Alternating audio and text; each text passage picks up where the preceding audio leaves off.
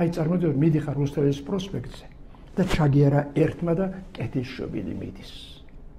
მეორემ ჩაგერა და მიდის ეს ხალხი და კეთილშობილები არიან ისინი სულ. აგერ დიდსულოვანის გამოჩნდა. ვიღაცა გამოერია 10-ში ერთი დიდსულოვანიც არის, მეორეც არის, მესამეც არის და აი ესენი მიდიან. ცხოვრობთ ქალაქში, რომელიც კეთილშობილობით და დიდსულობით სუნთქავს. რა თბილისი გვექნებოდა ჩვენ მაშინ? თქვენ შეგიძლიათ წარმოვიდეთ ეს ქალაქი? 64 რა არის, 64 გაფრთხილდებოდა ამ ჩვენს ქალაქთან. ესა ქალაქი შენობები კი არ არის. აღმარ-დაღმართებით ფუნიკულორი კი არ არის ეს. იმას ფუნიკულორს მე დავარქვი და მამა დავითი მე დავარქვი, თორემ მანამდე იმას რა ერქვა, თვითონაც არ იცოდა.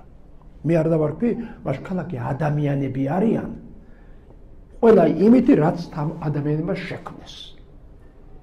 აი ეს არის, თუ მე არ ვიქნები და ჩვენ არ ვიქნებით გადავსახლეთ სახა, დავტოვეთ ეს მშენებლები აქ, ართმის სალწავად იქ იქნება თბილისი.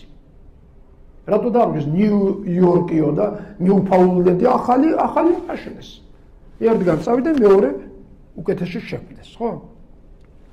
აი წარმოვიდეთ რომ ყველა ასეთი გავხდით, ან თუნდაც ყველა მე-10 ასეთია. ან თუნდაც ცოტა დავაკლოთ, ყველა მე-100 კეთილშობილი და დიდსულოვანია. აი ესეთი ბავშვები არ გაუზარდოთ ჩვენს ქვეყანას. კეთილშობილები და დიდსულოვანები